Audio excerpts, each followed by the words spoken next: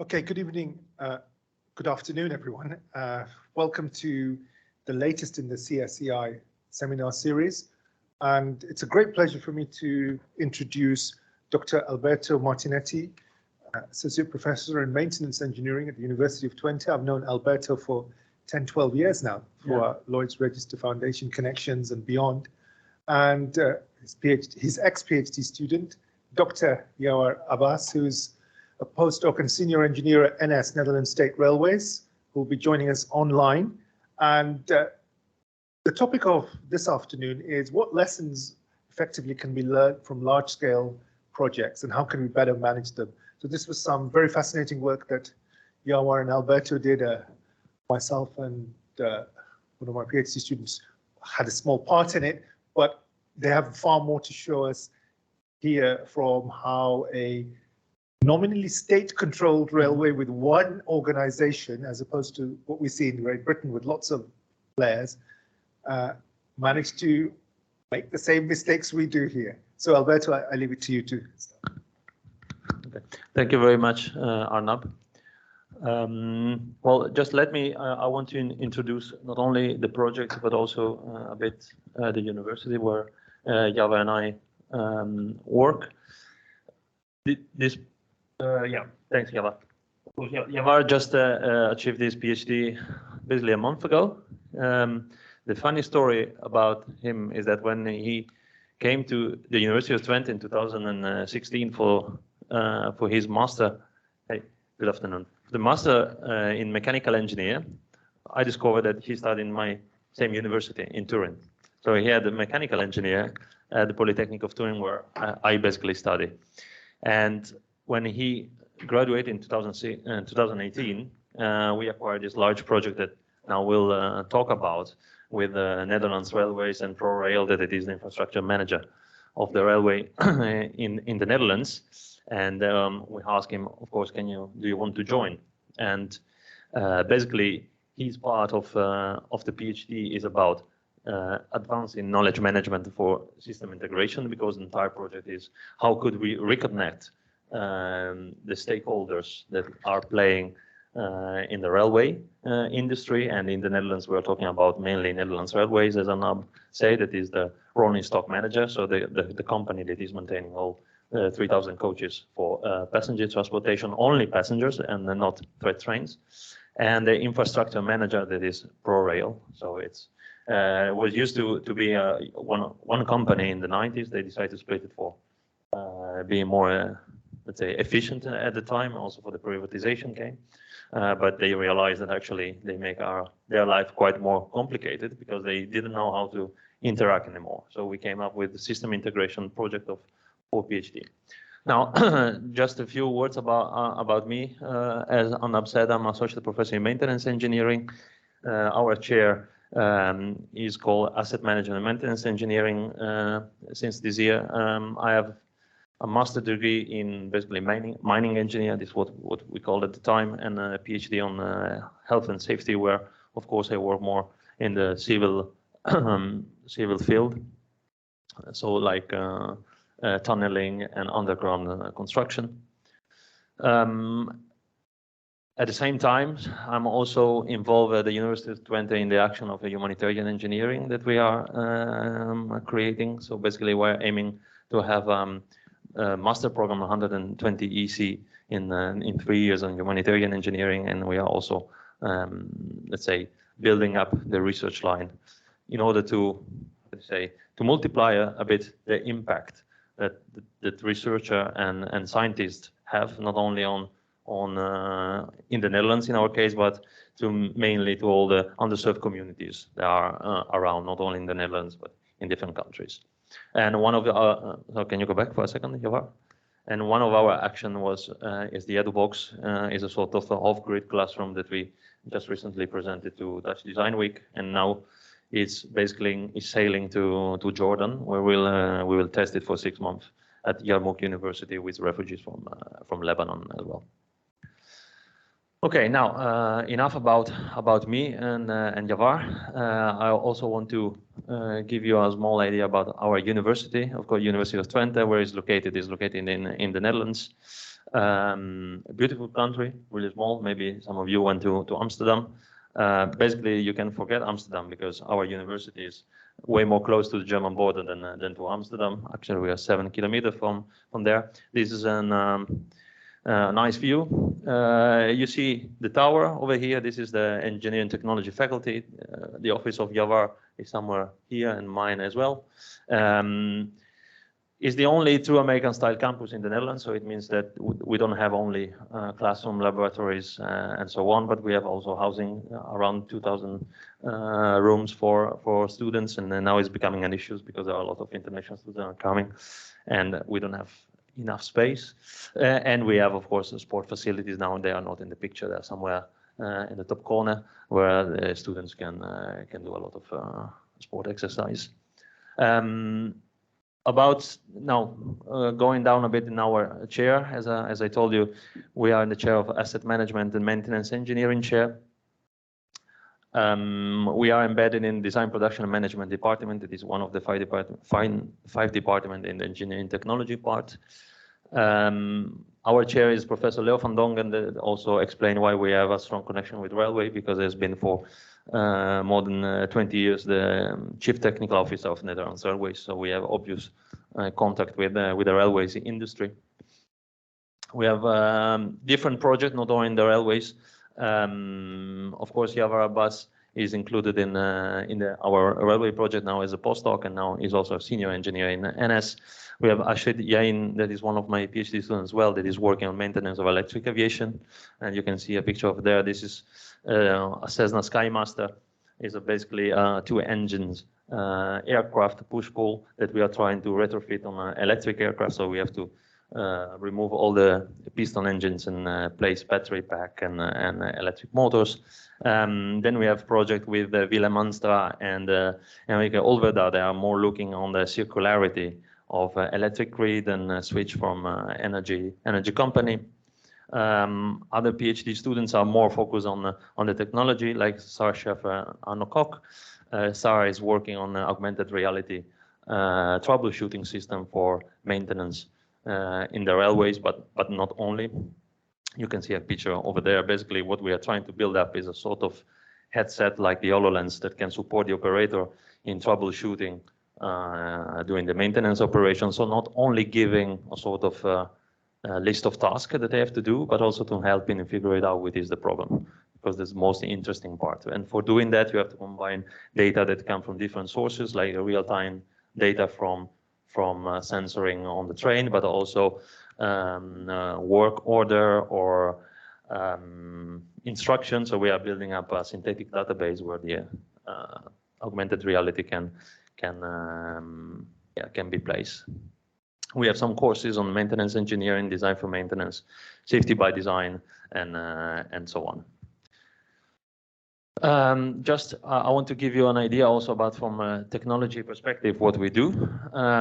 Probably you know a bit about the reality virtuality continuum. So on the right hand side, we have the virtual environment where you can basically experience all the digital information and the environment. And on the left hand side, you have the real environment, and in the middle, you have something like augmented reality.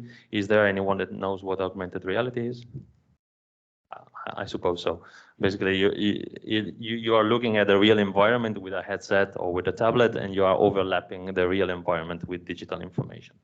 And on the other side, you have virtual reality. So basically, you are fully immersed in a virtual environment and you don't have contact with the environment. Can you just click? Okay, another time.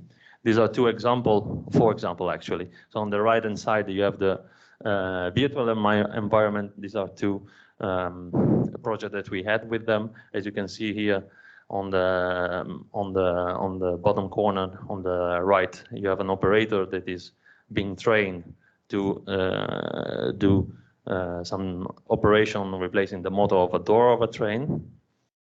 And on top, there is more a virtual environment for guards. And on the left-hand side, you have all the augmented reality part. On the top part was a mechanic that has to replace the braking pads of a car. And on the bottom, there is a technician that is trying to solve an issues with door motors, but using augmented reality. So basically, you have the system is providing some overlapping information to understand what can you do.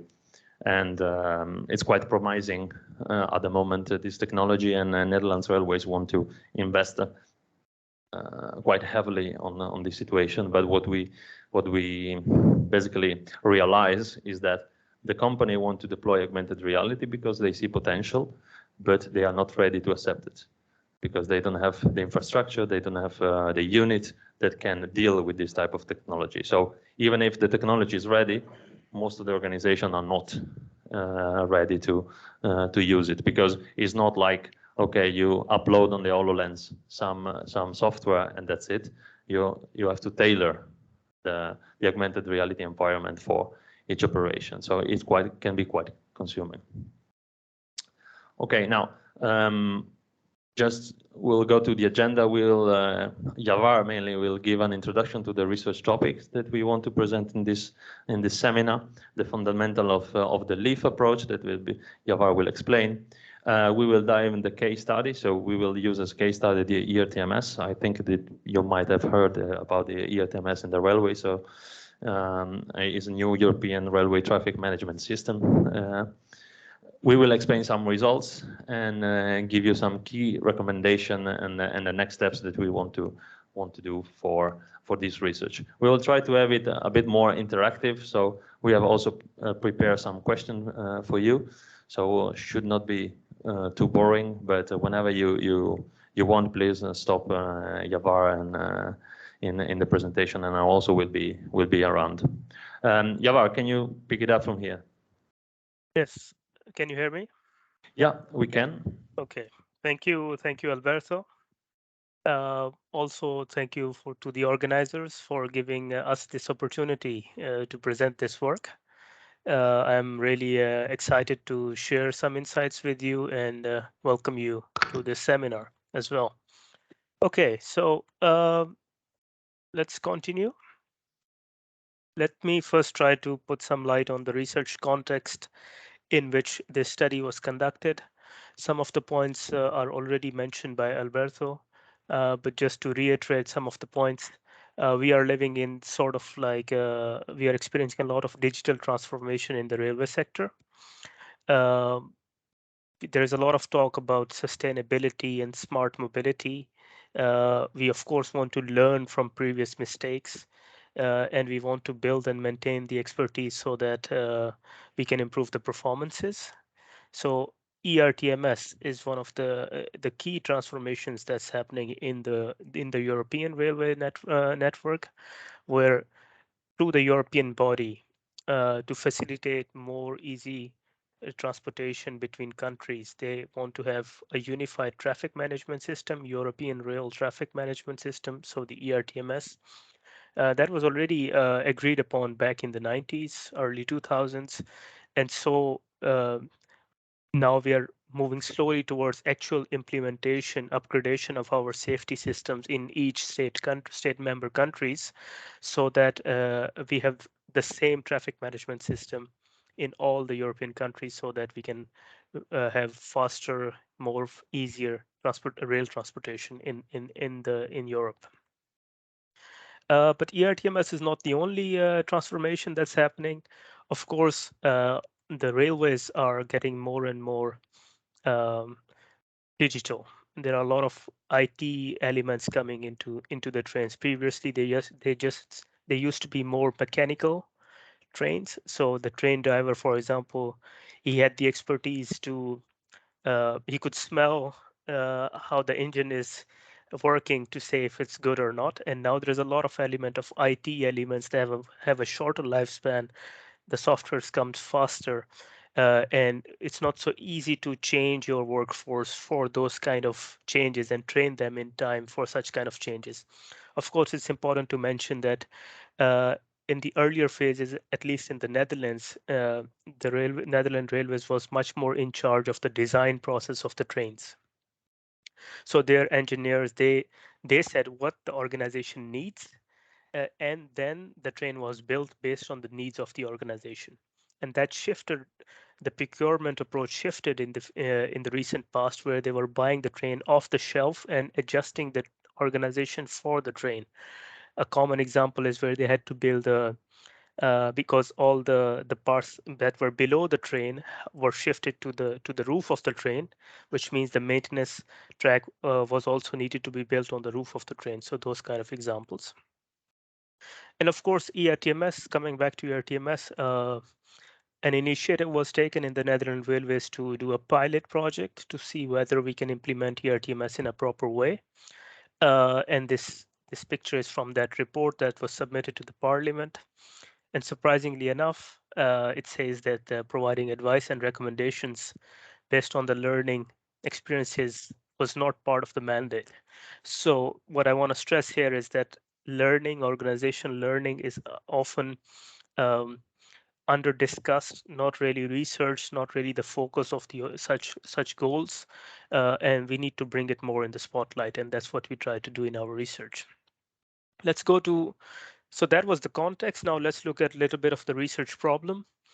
Like I say here, I use the analogy of iceberg. Commonly known, iceberg is used for a lot of research, sharing academic ideas, but in this case, we want to talk about knowledge, organizational knowledge. And what you can see here is often we are more aware of the explicit knowledge that is present in our organizations, the part that you see above water. Explicit knowledge meaning knowledge that can be easily documented, knowledge that can be shared through written documents, but also spoken word, through emails, knowledge management systems, and so forth. While tacit knowledge, which is the knowledge that is more experience based, which is more personal, which is more based on practical knowledge, um, and more difficult to put into words. There is different discussions in academic fields whether it can actually be made explicit, yes or no. There are also discussions that it can be partly made explicit, not fully. So that's the tacit knowledge. That's the tacit part of the organizational knowledge. And if you want to look at the lessons learned, my conviction is that lessons learned is more tacit than explicit, and it's just below the water. It's not just the Excel sheets that we ask a software engineer who is changing job to just write down his lessons learned in an Excel sheet, but it's much more than that. And the research problem in this context is how can the lessons learned from large-scale projects, such as ERTMS, be better managed using the LEAF framework?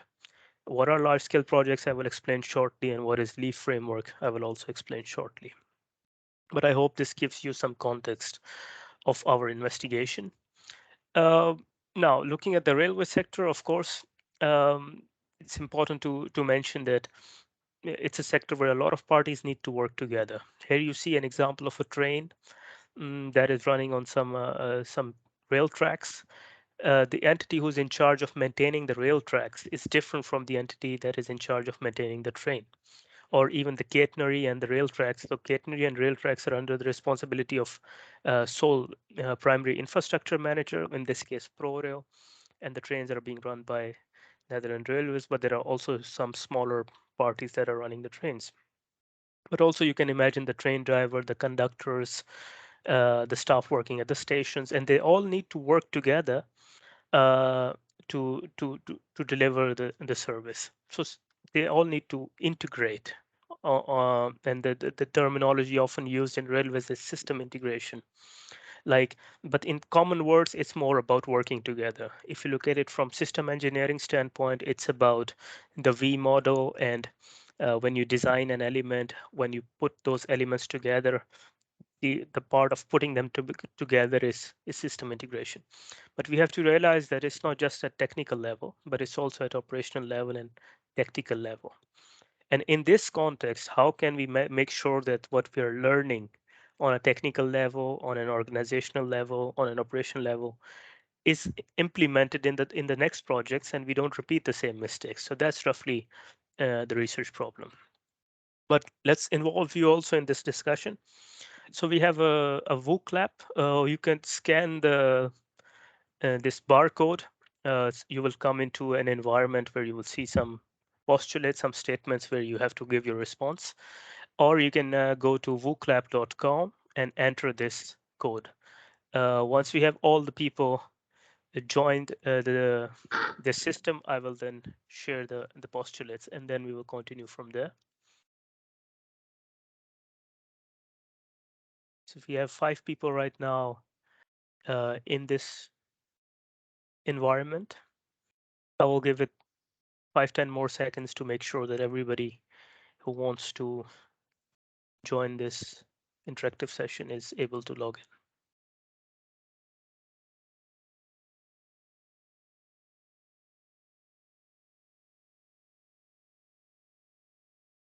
We have 9 now, 10 now. It's not being updated here. I'm not really sure why, but in another window, I see that there are 10 people now within this tool. You can also use your mobile phone, by the way, to interact with this. 12. Okay, we have 12 people roughly in this environment. Let's see. The first question is, I believe the lessons learned are more tacit in nature rather than explicit. You can either say yes or no.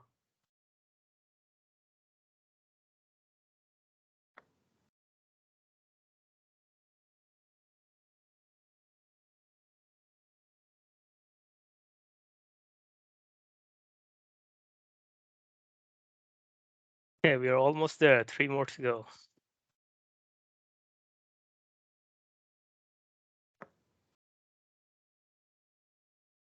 Can assume that some people might have difficulty in coming to this system. Okay, let's look at, yes, 11. Let's look at the results of these 11. So we see that 73% people are more in with the idea that lessons learned are more tacit in nature rather than explicit, and 27% say, well, they don't agree with it. Okay, this is very interesting. We can then move to, yes. We can then move to the next postulate.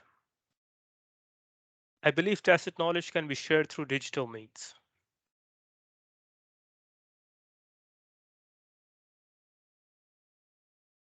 Keep it hidden for now to have some suspense. Okay.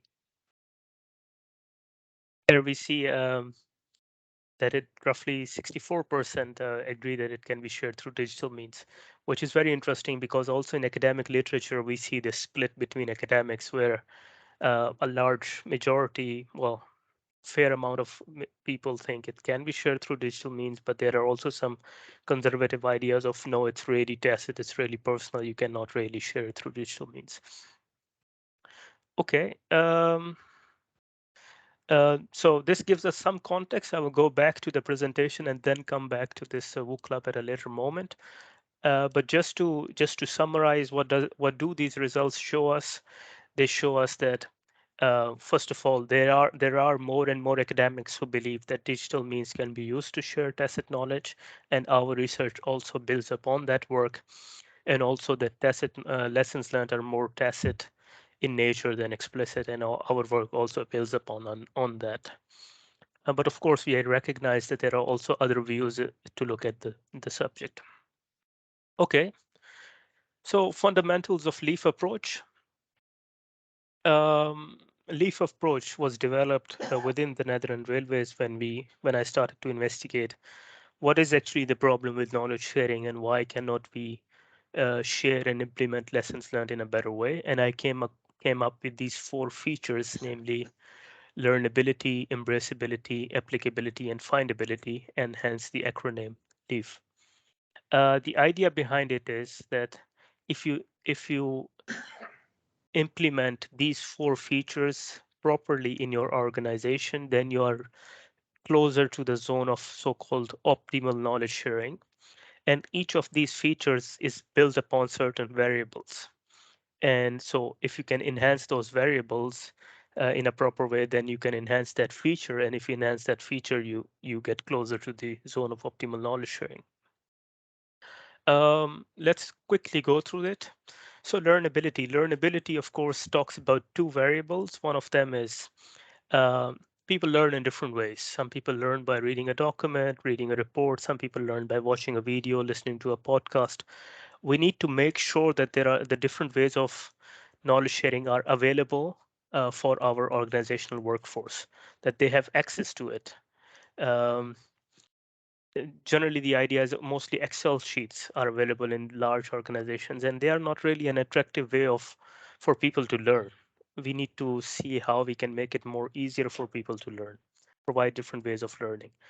The second is preferred levels of abstraction. By this, I mean that if someone is working 30 years in an organization, the terminologies they are using, the concepts they are familiar with is way different from someone who is joining the organization 6 months ago. I experienced it myself now that in July I started working at the Netherlands Railways. So we need to make sure that what are the different preferred levels of abstraction for our organizational workforce, and then for in that way share that knowledge with them so that they can easily adopt it. For example, there is a piece of knowledge. We need to make sure what can a maintenance engineer learn from it, what can a reliability engineer learn from it, what can a configuration manager learn from it. So make that very specific so that people don't have to invest a lot in understanding what the shared information means for them. Moving on to embraceability. Embraceability is about acceptability of shared knowledge. And you can imagine that there is a individual acceptability and there is an organizational level acceptability. So on an individual level, it's about things such as trust, motivation. Do people trust each other? Are they motivated to work? Do they have time to work on it? So optimizing those parameters within the organization, knowledge. And then if you go to the organization level, it's more about the management support. It's about the organizational culture, making clear what the vision is, sharing the vision in the organization and in your team. So that's what encompasses embraceability. And quite quite frankly, embraceability is one of the biggest problems in organizations, in my opinion, when we are talking about knowledge utilization or knowledge sharing. I had to I knew what this concept was, but I had to, for a week, think of a term that could represent what this idea means. And this was the closest I could get to that idea because learnability is a little bit more easy to grasp. Moving on to applicability. Um, of course, applicability, as the word says, where can this knowledge be applied? You can think of different contextual domains in different organizations. You can see whether those domains, for example, human factors or technical specifications, whether they are more in explicit form or tacit form. You can also look at the preferred focus for knowledge sharing for those domains. We conducted a case study, another study where we saw that, at least in the Netherlands Railways, the organizational staff prefer to share process-based knowledge within the organization and content-related knowledge in inter-organizational contexts. I was really surprised by that finding, but later on I realized that when you are, for example, uh, a team of three people and you come to a decision, you really need to know how that decision will flow, what the process will be in the organization to get it approved. So then the process knowledge becomes way more important. But when you are talking to an external party like a sub supplier or a government, then you really want to focus on the content of knowledge. So that's very important, and incorporating it in your knowledge sharing strategy is really fundamental, in my opinion. And the nature of job responsibilities, these were built upon the ideas of Snowden. Actually, you might be familiar with his Sinafin framework, where he says we have a known domain, a knowable domain, a complex domain, and a chaos domain. And so what we did is we formulated different statements for those domains. So I know what the rules are, I apply the rules. I use my expertise to do this work. I try to find patterns. I work in a chaotic environment, and people could relate or give us their ideas of what their work nature looks like, and that could tell us what kind of applicability can be applied in those domains. And finally, the findability. Another terminology used for it is traceability, of course. But here I want to stress that it's not just the technological findability or technological traceability, where we are trying to optimize how fast we can find certain information or document in our knowledge sharing systems, but also the source findability or the knowledge experts findability, because they are also the holders of tacit knowledge and not just the explicit knowledge. And just by spending time with them, seeing them how they do their work, we can also improve organizational learning. And there are a lot of training modules available for that. I hope this gives you some context. Moving on. So then we did the descriptive survey and we saw, are there interdependencies between these features? And what you see here is. Yawar, can you hear me? Yeah. Can you go back to the previous slide for a second? Yeah. Yeah, I think just one extra information about findability and what also we have experienced is that what you said was not only to, let's say, the technological and digital, let's say, system to store this information, to find it, but was interesting to see how within the same organization, and not only between, let's say, organization that they are not working together, but within the same organization, railway organization, they were not aware about other expert or other colleagues, even in the same department that were working in the same or similar topic. So that came out quite, let's say, was a nice discovery for us, not that much for them, we have to say, but it was quite interesting to see that sometimes it's more important to know who is the expert around and instead of the single piece of information. Yeah, completely. And also to carry on that point, I think we also tried to optimize the traceability of documents and incorporate it in a SharePoint site, the lessons learned tablet and everything in a co-design approach. And then we asked people, do you like it? And would you use these shared lessons learned? And they said, yeah, we like it. And we think it added to our knowledge. And then we asked, will you add your own lessons learned to this environment? And they said, yeah, I'm not so sure, which shows that just by improving the findability, you don't improve the overall embraceability of knowledge. So you also have to look at the culture and other things. Final point on the fundamentals of LEAF approach, we studied through a descriptive survey, are there interdependencies between these features? And what we saw is that, for example, we found statistically significant dependencies between findability and applicability and findability and learnability, meaning that if you try to improve findability, there is a potential that you might be able to improve learnability. Of course, this is not direct correspondence. That study needs to be done. But what we also saw that embraceability had no significant dependency on these features, which was very interesting, but I think that's true because embraceability is much more on an individual and organizational level, and learnability, applicability, and findability have some interdependencies with them. But let's not go into too much detail here and move on to our case study. So I hope this clarifies some of the research context, the research problem, and the fundamentals of LEAF approach. This was the background we had when we tried to look into the ERTMS and see what can we learn from it, or how can we manage lessons learned from it. What you see here is back in 2019, there was a newspaper article saying that the Netherlands approves ERTMS deployment by 2050. Long before we had COVID. Now let's see how that rolls out. But the case study, the pilot case study was already performed by that time when we started the case study, and we said, okay, let's take this pilot study and see what results did it actually deliver, and what did the organizations actually learn from it. And then this resulted us in identifying some of the principles of effective systems management. What are the characteristics of the chosen case? Financial complexity. it was there was a joint budget of 33.79 million euros that was assigned by the government to conduct this pilot study.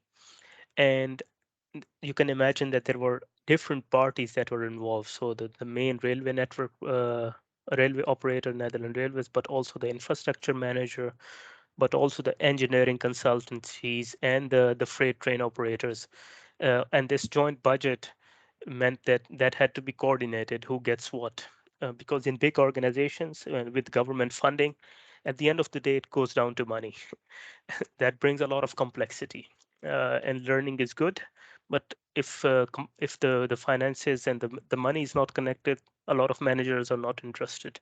So that's the number one point. And if you can show that the budget could be optimized in a better way, or less budget, more they could get more concessions, you can show why learning is important. The context.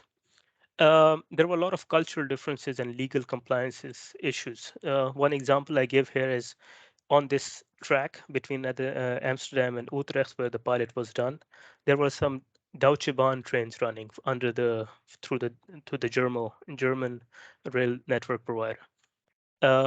They had some data on the ERTMS performance on that track, and it was very difficult to get that data from them to analyze how good ERTMS was on that project. While it was initially understood that they will share the data, but when it actually boiled down to actual sharing, there were a lot of advocates involved, a lot of lawyers, and you can understand how complex it becomes. The management. So there was a body created that was supposed to overlook all this project, but they had very little influence on the participating organizations. And you can imagine whatever lessons were learned, other organizations had no interest or compliance to actually implement those lessons, and that is already defined through the goal, or the flaw in the goal that I showed you earlier. The site. There were two safety system networks on this running on this railnet when the pilot was conducted. One was a traditional one that was introduced in 50s in the Netherlands Railways, ATB it's called, and the second one was the ERTMS. So that makes it more difficult for the train drivers who have to switch between safety systems while they're running the trains with the passengers in the back, and while we are conducting the pilot. The task, of course, adoption of new technology, ERTMS in this case, and delivery. Also interesting to note here is that there was a coalition government at that time in the Netherlands, and it was, let's say, originally planned for, like, let's say at the end of December, and the government said, yeah, no, why don't you start in July? Because they wanted to show that they wanted to get an agreement. So a lot of politics involved. And then on a technical level, the trains were not ready, the teams were not ready, and they had to rush things up. So in this context, how can we learn? How can we manage learnings? That's the question.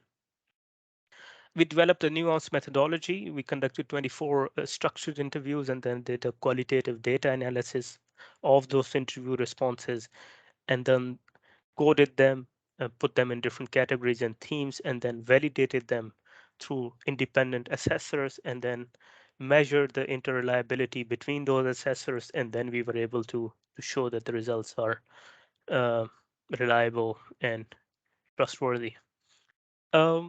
Here is a screenshot of the methodology. You see 5 steps of the methodology: the design of the study, the criteria for case selection, the data collection, data analysis, and results validation. I will not be going into all the details, but just quickly touching upon some ideas. The methodology flows like this. Design of the study. Of course, I will show in a moment, there were 7 research questions developed to investigate to put the boundaries of what we are trying to actually investigate using the LEAF approach. The Amsterdam-Utrecht ERTMS pilot study was selected based on the characteristics I showed you that were motivated from Chapman's work on the complexity of large-scale projects. So we use those parameters to see whether this is a complex project, yes or no, to justify the selection of our case. Data was collected in 24 interviews. within the whole organization, different organization I will show you shortly. And then, of course, data analysis was done in a very rigorous manner. I will not be touching how we did it, but to stress, we try to put a lot of measures to make sure that the results and how the interviews were interpreted are reliable and trustworthy, and the results were validated in that sense. Moving on, some of the questions that were used to investigate the case study. The relevance of the LEAF feature, of course, the first one was, what does learnability, embraceability, applicability, and findability mean for you within the context of managing lessons learned? That was the first question asked to those 24, all of those 24 respondents. Learnings from the pilot, all these members were part of the pilot study. So that's how they were selected. And we said, yeah, what were the lessons learned from the pilot in your view? To what extent do you think the lessons were implemented? What were the knowledge sharing barriers and enablers? And for the future roadmap, we asked them, what do you think? How to share lessons learned in a better way? How can we classify different knowledge domains for ERTMS? And what are the principles for effective integration of ERTMS in the Netherlands, in your opinion? And these questions, of course, had connection with different features of the LEAF framework, because we were looking at from in the background on the lens of what about learnability, what about embraceability, what about applicability, what about findability. And here you see a stakeholder map where you see how the overall structure was and which parties did we actually interview. The body that was in charge of running this pilot study was called ERTMS Program Direction in the Netherlands. It was under the Ministry of Infrastructure and Water Management. There were the different railway undertakings, Netherlands Railways, Strukton Rail. We interviewed people from them. We also interviewed people from this body. There were also infrastructure manager, ProRail. We also interviewed people from there. There were different suppliers that were participating. We interviewed people from Alstom. There were different engineering consultancies that were involved in the pilot. Ricardo, Dekra, Orteg. I also interviewed people from there. And you can see how they are all connected. So for example, ProRail, the infrastructure manager, gets the subsidy from the government. While the Netherlands Railways did also get some money from the government to conduct this pilot study to prepare their trains and stuff like that. But in general, they give money to the government in a standard way because they are an independent, a private organization, fully owned by the government in the background. So you can see how complex the whole picture is and the people who were involved, and how can we then manage learning in this context. Moving on, for the case study and results, there was an idea of a break. I'm not so sure, Alberto, how we are doing on time. It's 10 to 3. At what time do you want to have a break usually? 3 o'clock. At 3. Maybe we can do it a small break in 10 minutes. Okay. All right. So now we have some of the backgrounds. So what were the organizations involved? Which people did we interview? Also, what were the questions that we asked? What were the foundations of those questions? Now let's look at some of the results that we were able to generate. And of course, there are a lot of results, and we don't have time to go into all of them. But just to show the overall picture, we had results for the relevance of LEAF features. We had results for the learnings from the pilot, and we had results for the future roadmap. Today, I will be talking more in detail about the relevance of the LEAF features and the principles of effective system management. In the other results, I will not be going into detail, but of course, I invite you to look into our paper where we in detail describe these things. So looking at the relevance of the LEAF features, what you see here is we were able to determine principles for all the 4 LEAF features. Different for so for learnability, the idea was to focus on facts rather than opinions. which we later on connect with the recommendations. So because there was a lot of idea of, technical people tend to think that, or when politics come in, there are a lot of opinions and it's not really then boiling down to what are the facts and what we really know. But for actual implementation and actual learnability, we need to go back to the roots. We need to go back to the facts. And how can we do it in a proper way? So that was the first point when we were looking into the results for the learnability. Also, there was a lot of point of operational integration. So a lot of focus was spent in to prepare the trains and prepare the track for the pilot. And not really on the operational aspects, not really on how can we train the train driver in a better way, the conductors in a better way. And we need to look at also the operational integration element and also the operational integration from organizational standpoint. So how can different organizations work together for such a big system? Why is it important? Because now with the ERTMS, the data that is flowing between different organizations. Um, it is going to the infrastructure manager, to the railway operators, but also to engineering consultancies and the suppliers. While previously it was in the blocks were much more solid, let's say. And now with the RTMS, even more other countries will be involved. So we need to look at the operational integration element of it. And of course, like I said in the start, provision of alternative learning methods. Because what Alberto also showed in the start of the presentation, there are a lot of technologies that we can use to train the train conductors and the train drivers and the maintainers who perform maintenance on the trains.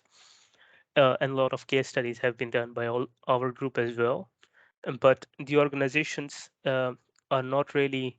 It's good for a pilot test, but they are not really ready yet to actually implement it within their organizations. And we need to take that step now in the near future to be able to make sure that the new staff that is coming in, they are able to learn in their way of learning in the best way possible. Because also another important thing to mention that in the Netherlands Railways, of course, there's a lot of people who have worked in these organizations for 30, 40 years. They were part of when it used to be one organization in 1990s, and then it was split because of the European Union in different organizations. So they just went into those organizations, but they have their networks in these organizations, and that's how they learn and share knowledge. But the new people coming in, they don't have those networks, they don't have that background knowledge. How can we make sure that they can learn also and their technology can play a very big role? Similarly, so that's the key points from the learnability element. Moving on to the embraceability. Of course, there are some individual aspects, organizational aspects, cultural aspects, and some best practices. Here, what I would like to mention a few. So there was a lot of talk of addressing intrinsic issues such as trust and motivation. Um, I also conducted another case study where we saw there was trust deficit on the quality of performed maintenance between the staff from the Netherlands Railways and the supplier. They bought a new train and the sliding step was failing a lot. So the people from the Netherlands Railways were saying, yeah, we are following your instructions on how to perform maintenance on it, but it is still failing a lot. We need a design change. And that was back in 2018, early 2018. And the supplier was saying, you're just not doing the maintenance in a proper way. If you do the maintenance in a proper way, it will not fall. It will perform its function properly. Just earlier this year, the decision was taken to actually change that and the design of that sliding step. 4 years it took to agree on that, what we already knew back in 2018. So what we did at that time, we introduced a blockchain-based knowledge sharing platform to say, okay, we can take the pictures of perform maintenance and the instructions followed and the comments, and then send them all to the quality manager of the Netherlands Railways and the warranty manager of the supplier, and they can validate it, whether they agree with it or not, and that's then saved in blockchain in different timestamps. And if we have a discussion 3 months later, we can look back on what we agreed on, and then that can help us build trust on each other. So the role of technology in building trust. Raising awareness. That's also what it means here is raising awareness of why this change is important for a train driver, for a conductor, because with ERTMS, we are also slowly moving towards automatic train operation. And a train driver can think, my job is going to go. Why should I be interested in supporting this endeavor? We need to put more effort on how to actually uh, take them along with us for such large scale projects when we are thinking about the bigger goals of sustainability and mobility between European continents and stuff like that. Addressing commercial aspects, what's important here is also who pays for uh, managing different knowledge, different platforms. There are a lot of legislations on what you can actually share with other parties, yes or no. And there is a growing need of making those jurisdictional boundaries more flexible so that we can actually learn from each other. If we just live in silos, it's very difficult for us to learn from each other. And an open knowledge sharing culture within the organizations is important because it's not just about um, what is your task and doing that task properly, but your task is also connected to other members in the organization. And unless there is an open knowledge sharing culture, we cannot actually learn from large projects in a proper way. Um, Moving on to applicability and then findability, and then we will stop for a small break. So if we look at the applicability, first we try to see, okay, what are different contextual complexities for large scale projects, or in that case, and it was, yeah, there are different stakeholder interests. For example, you can imagine that Netherlands Airways wants to have the biggest check possible. ProRail wants to show that it works. The engineering consultancies have their own interest. How do you put that? How do you take that along with you for large scale projects? So we need to pay attention to those different complexities when we are talking about learning. Different knowledge domains that we need to pay attention to. We identified a number of knowledge domains that are important for ERTMS. A few here are human factors and user processes and technical specifications for interoperability that are from the European Union, and having, let's say, harmonization between them. What we saw is there is a thing called guard timer, which is when a train loses connection with the GSMR for ERTMS, in how many seconds should it try to reconnect with the server. In Netherlands is not exact figure, but let's say 9 seconds, and in Belgium it's 10, and in Germany it's 12. We need to have a harmonization between those seconds. That should already be in the specification so that the suppliers can build products that are the same for the whole European network.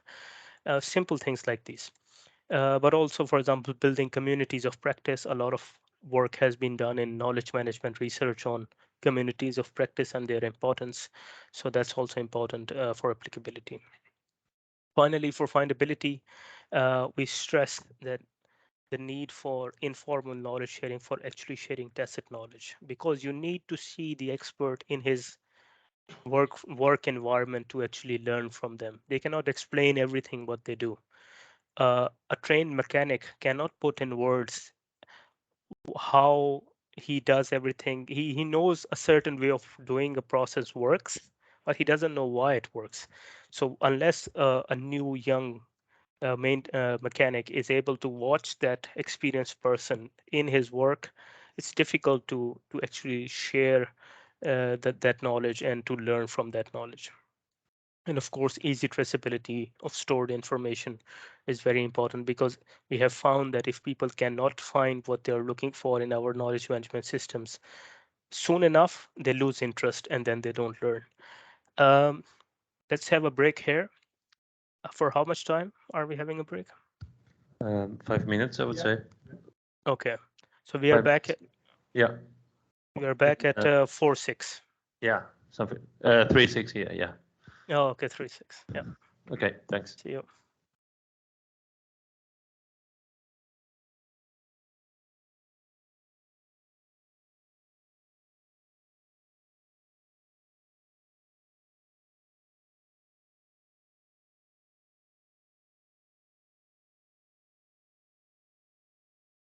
Okay. Are we ready? Yeah, we are. Okay. 10 more minutes, because I understand we are almost running out of time. So, and actually we are quite far ahead in on the presentation, so it should be fine. Similarly, we had also a lot of results for future roadmap, and you can see I can go in detail on all of them like I did for the LEAF, but I encourage you to look at our paper. But I will quickly go through some of the principles of effective system management that we identified, which are optimizing lessons learned management by, for example, in investing in the LEAF features. Adapting a value-driven approach, so not just looking at your finances, but also looking what's good for society and what's good for the whole railway sector, and seeing value there. That will really help people to learn from each other and organizations to learn from each other. Investing in competence management through investing in technology-based learning, through knowledge sharing culture, building a knowledge sharing culture, and things like that. Investing in improving the overall reliability of the overall system, which means identifying the heuristics and doing simulations, test experiments to see what is actually the reliability of certain system. Learning from international experience is very important. Currently, we see a lot of silos in the railway world. Each country has their own language, and they're not able to learn from each other in a proper way. But we need to learn a little bit, see what the air transportation has done, and switch towards English, and then hopefully learn from each other in that way.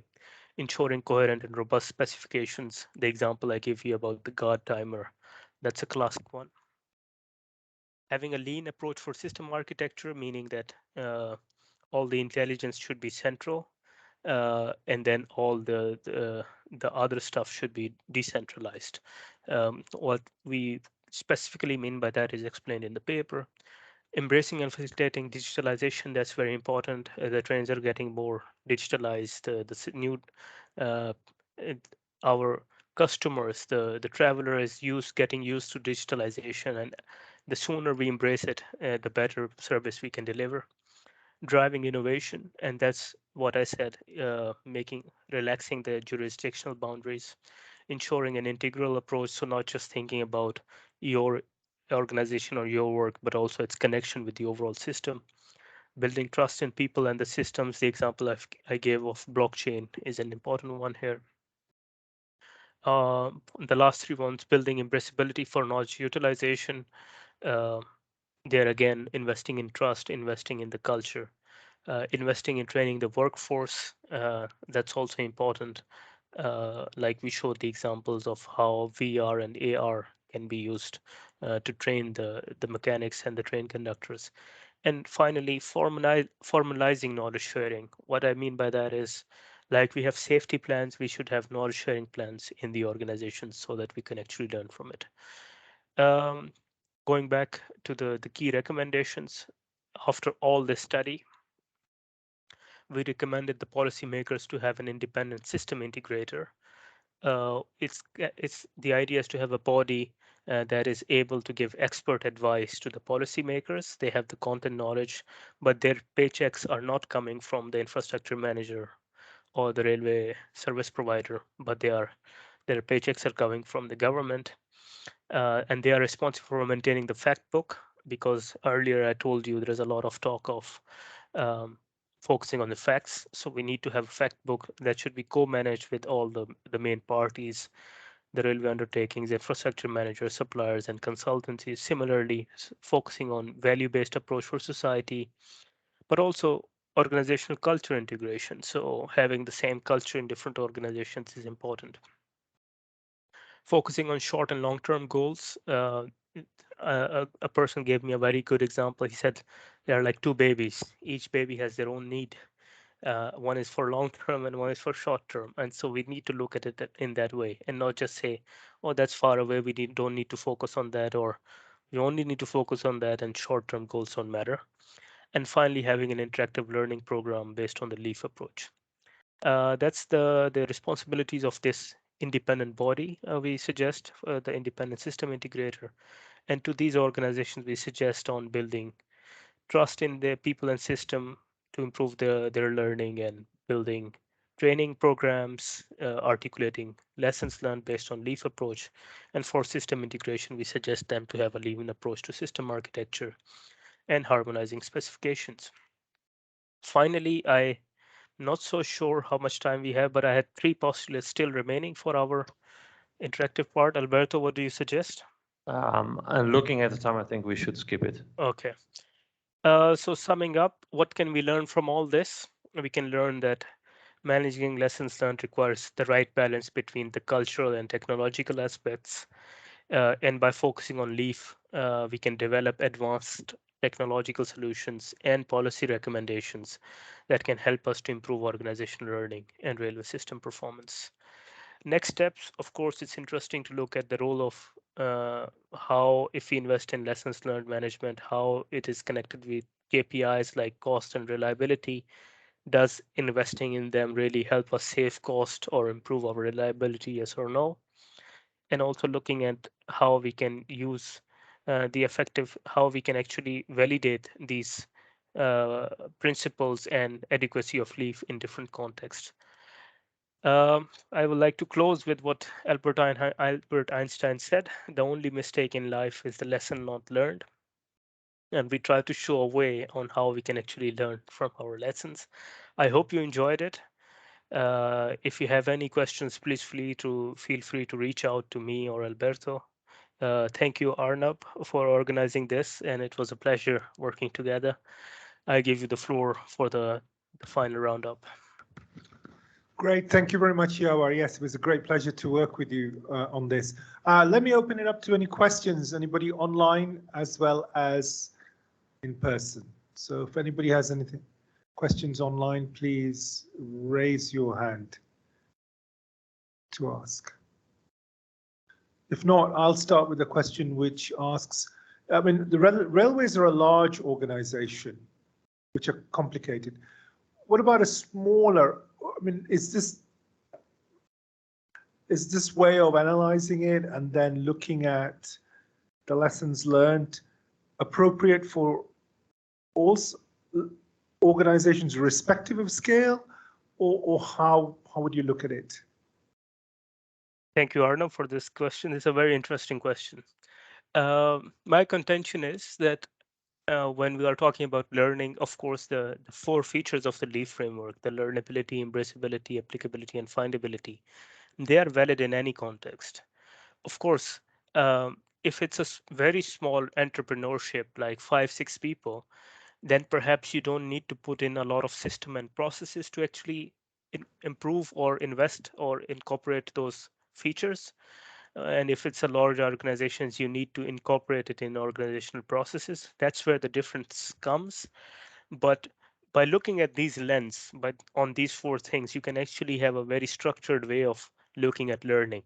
So I do think it will be applicable also in those contexts, but maybe a little bit more easy, or don't need that wouldn't need a lot of processes or systems.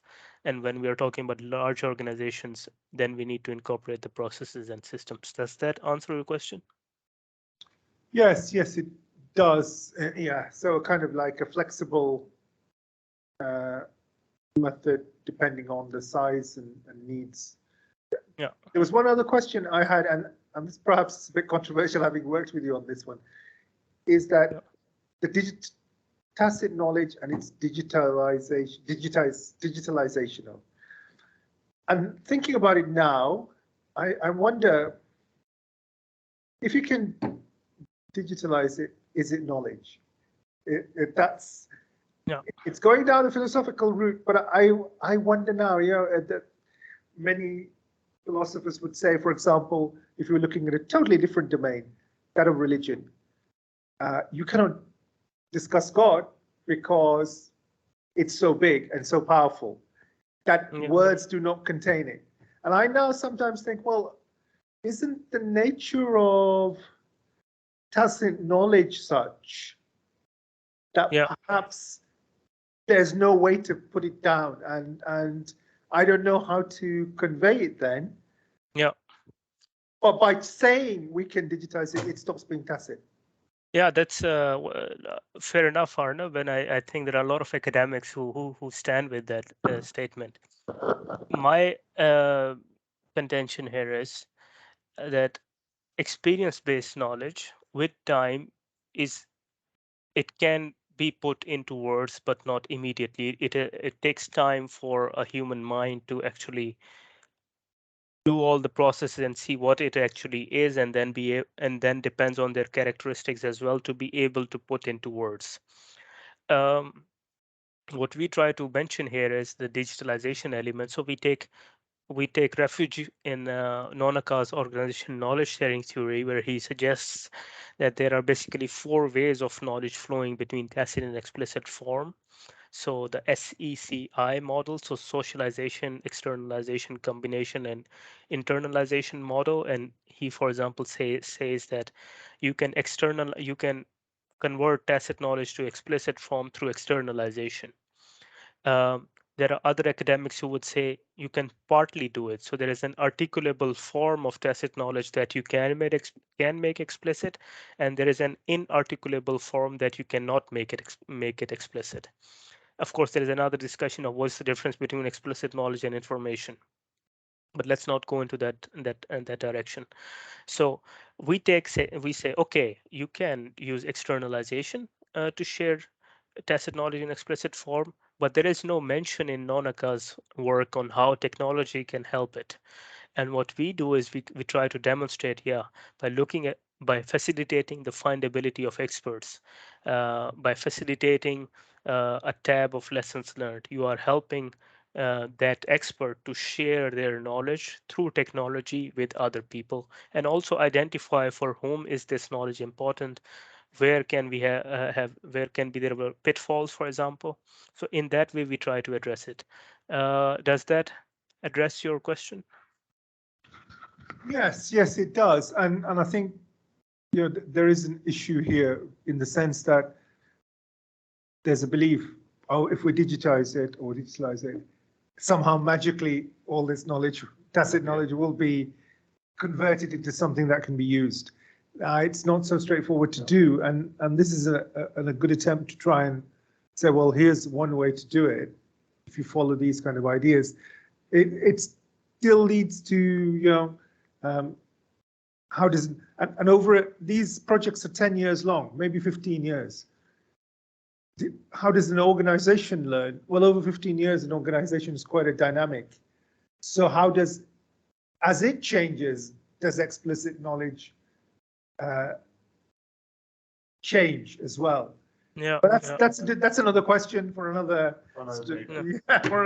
But it's an interesting thing, because there is a view, and I see it in every industry.